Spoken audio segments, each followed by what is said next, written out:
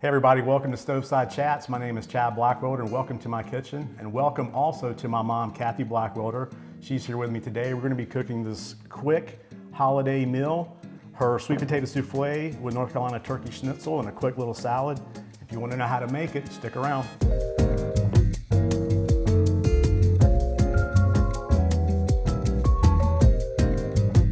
So, we're gonna start with your sweet potato souffle.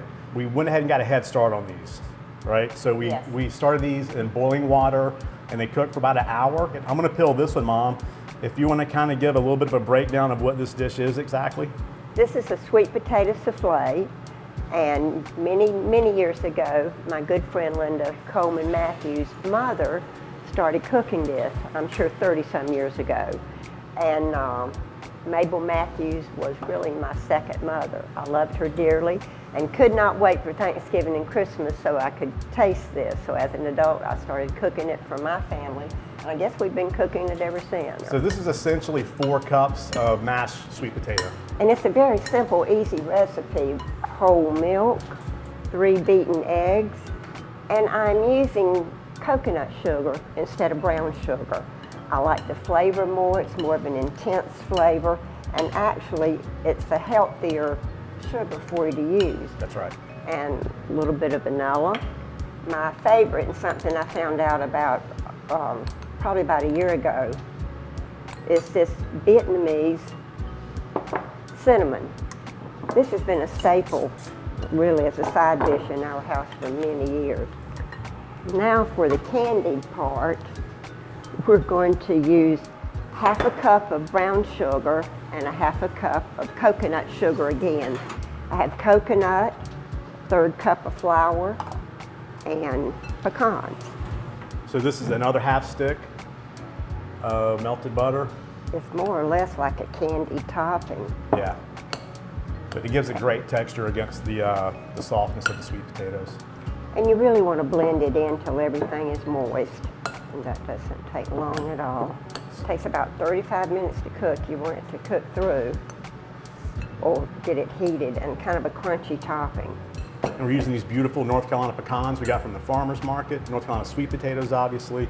So, 350, 35 minutes. Right. All right. Okay, so the dish that Mom did, her sweet potato souffle, which we've been enjoying for years in our family around the holidays. I mentioned earlier that it's family famous and Lee County famous. It's also cookbook famous. So years ago, after I graduated from culinary school, I worked for Mr. Louis Osteen down in Charleston. But anyway, we used to do suckling pig on Friday nights. And he was asking me what I thought would go good with the suckling pig. And I was like, you know, my mom makes this really great sweet potato souffle. So we started making it for the restaurant and it ended up in the cookbook. But it's really neat that you've been published. I'm published. Cool. I have a recipe that I went home and cooked last night. We had dinner and we were talking about it, and I said, we need something colorful on the plate. So for years I've been making cranberries amaretto, and it's really delicious and it's super simple to make. And of course there's amaretto in it, lemon juice, the rind of a lemon, and about 16 ounces of cranberries. And I'm leaving, butter and orange marmalade, and it really is delicious. And I found this at Market to Market. I had a good friend, Ann Connor Cummins, in Hickory, North Carolina. The Service League, if you can find this book anywhere, you should get it. It came out in '83, and then '87, '88, and they sold 10,000 copies each time. So it's kind of hard to find right now, but maybe you could Google it. So schnitzel is a very traditional German dish.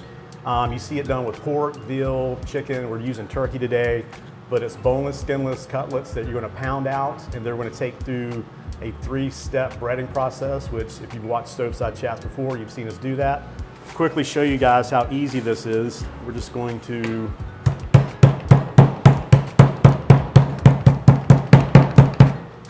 that's good right there. It's probably, I don't know, 1/3 of an inch maybe, give or take.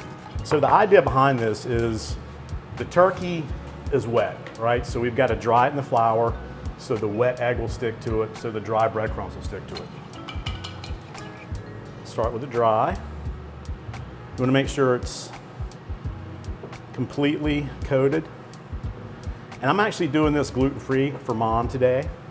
So I've got some gluten-free panko crumbs here. And this is actually rice flour. This is rice flour from Tidewater Grain Rice Company, right here in North Carolina. So I'm switching to the wet hand. So we're growing rice in Oriental, North Carolina. The guys at Tidewater brought back Carolina Gold, which was the rice for a long time in this area when we were part of the Rice Kingdom, which stretched from Savannah up to Tidewater, Virginia. And that was our main crop for hundreds of years. So they brought it back, and so on top of their rice, they're also doing a rice flour. So it's a great gluten-free alternative, and you're supporting local. All right, so we have the sweet potato souffle in the oven. It's almost ready, maybe about 5 to 7 minutes. So now we're gonna start pan frying our schnitzel. So I'm just gonna get a good amount in there. I mean, this is a shallow pan fry, it's not a saute, so you do need a little more fat than you would for a saute, because you wanna make sure that you get all these crumbs nice and crispy.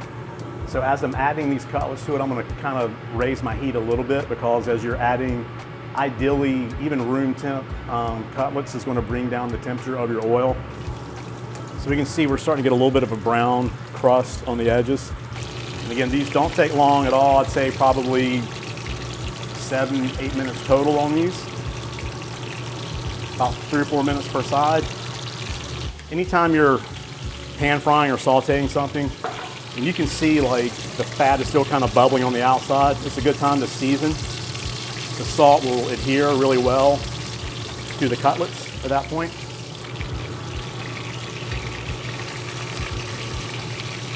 All right, we'll go and pull out Mom's sweet potato souffle. All right, so we have our turkey cooked, we have our sweet potato souffle out of the oven, and we're gonna put it all together. So I just have some stuff to make a quick little salad here. I have some baby kale. These are from Bright Leaf Farms, which are up in the western part of the state. And then I have some shiitake mushrooms that I just cooked crispy in some olive oil. And I have some little yellow tomatoes. I have some pumpkin seeds. And then some fennel that I just shaved really thinly on a slicer. This is just a little vinaigrette that I made with extra virgin olive oil and some red wine vinegar and thyme and salt and pepper.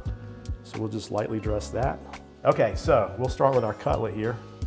Mom's souffle. Again, I like the corner piece. And then we'll put some of the salad on here.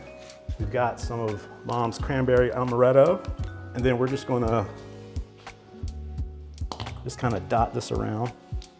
Little fennel tops from the garden, since we're using fennel in the salad, and a little bit of this bull's blood here. So there you go, that's our quick holiday meal. Again, most of the stuff on the plate was sourced locally. The turkeys from North Carolina, the sweet potatoes from North Carolina, the pecans, the greens. So get out there and shop local, visit your farmers markets and make those connections. I always tell people when they're cooking at home to think like a chef, right? To build that network of producers and farmers that's gonna make your food even better and the people at your table very, very happy. You can go to gottobnc.com to get the recipe. I hope you'll check us out and join us next time on Stoveside Chats. Thank you. Merry Christmas and Happy New Year. Remember family and friends. And tell Heidi to watch out, I may be taking her place.